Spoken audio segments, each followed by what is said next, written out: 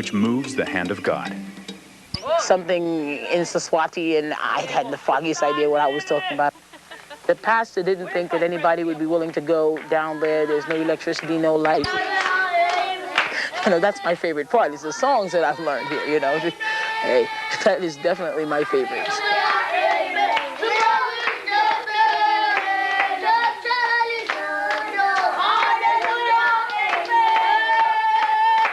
I think the things that I will remember most are the friendships and the songs, you know, because I'm just one of those musical people, so the songs meant a lot. With the high school students, it's just great because they're like our peers, because the things that God is doing in them, the way that they're growing, they just want to grow more. I've worked with high schoolers before. I guess I have a heart for them. But the thing that really struck me was the girl who came up afterwards, and she came up to me, and she grabbed me by, she grabbed my arm, and she says, "I feel like I'm backsliding. I feel like my prayers are not getting through to God." I could tell that, she was coming to me. She was seeking out, some help, and that just blew me away. That I was able to be there as an encouragement to her. You never know if it really, made that big a difference or not. But I don't know. It was just, there was a real communication there that was, I don't know. It touched me, I guess. The ministry outreaches within the OC International STEP program are numerous and rewarding.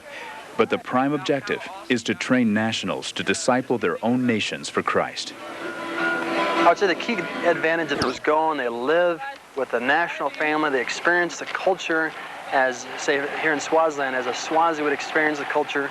They work alongside nationals in a local church setting so that when they have finished their ministry and they go back home to the States, they'll have left behind people that can follow up the work so that the kingdom continues to advance even when the steppers are gone.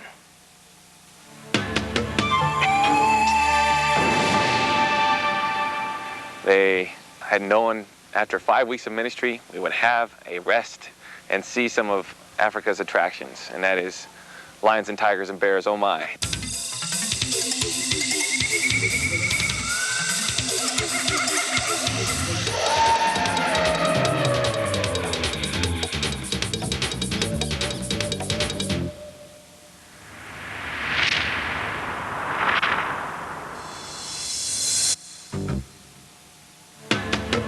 Culture, the traditions, the language, the people. For OC's STEP team, the experience is completely authentic because each is hosted by a family from the local Christian community. This is where cultural differences embrace and understanding takes place at the deepest level. That's America, and for me, it's given me a heart for my own country to make me want to go back and do things differently. The faith of the people here is incredible. I wouldn't want to lie and say it's all mountaintop experiences because it's not. It's not at all, but that's not when you learn anyway. You learn when you're absolutely struggling and you have no one to turn to except God. When, you've cried so hard that you're just completely dehydrated and all you want to do is go home. That's when you learn. That's when God, literally calls you on the phone and speaks to you and says, "I'm here. I'm the same God here as I am at home. You have nothing to fear." Because it's the winter, there's a lot of fires. And one of the things that I wrote down in my journal when I saw the fires is I wonder what kind of fire is taking place in my life. I wonder what kind of things are burning up, what kind of selfish desires. And when you come to a place like this, there is a fire that's burning all the bad things out of your life and all the things that you think that you have control of, and you think you know what's going to go on. And then after a while, you begin to see the new growth because it's taking place.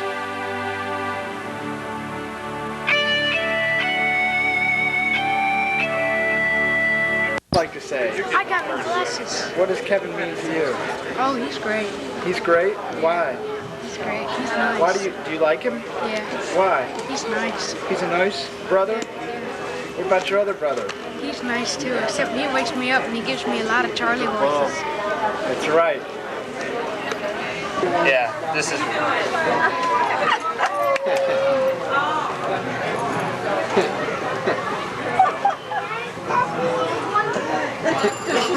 Sure, yeah. Oh, did you see her? No, yeah. Still got long hair. Hello! Huh?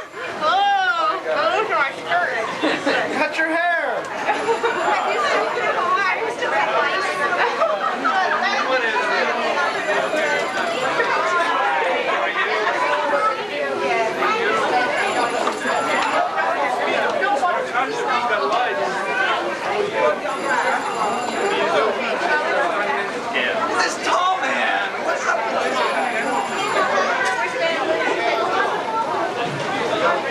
Your guest is Eric, over here.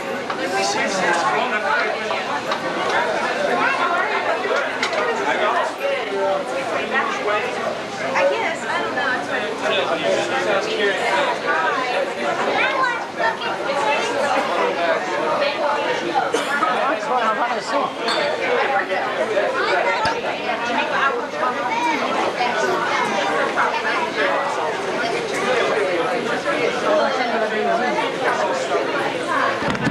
Oops. Okay, let's go. Bye. Julie's going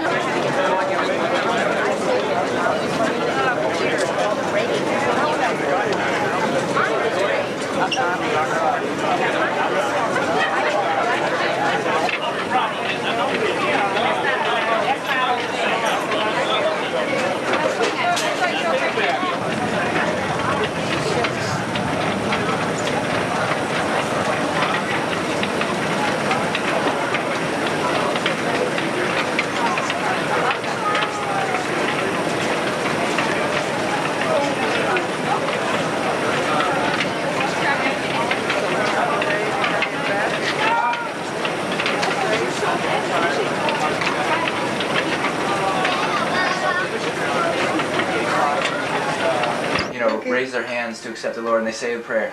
And I was just like, we do the same thing. We start singing. Did they too? We left their camp and we went back over to this little church. We come back and this one girl like gave her testimony, but it was really confusing. People, can you come here? You know, he's like, you know, give him. That's okay. Kevin is decided that there's this hair and beard is a material thing. It does not matter. He has now realized also that he works for his father, at least until he's independent, and therefore is willing to remove this vestige of hippiedom. And we are looking forward now to going to the barbershop. What do you do? Open it up? Yeah. Thank you, Kevin, for this gift. Is that the first thing we open? I appreciate this. Sure. I need to have it cut to fit into this world and into the way it is. And you know, that I would never be able to get a job with a haircut like this and such. But you know, I knew I was in college and I didn't need to find a job right now. And I told him, I said I'd cut it when I got out of college. So you're out? What? You're out? Out of what? College? No, I have 2 more years. Oh, 2 more years. Yeah, and you know, and so I had, you know, there's no reason why I need. Desired life.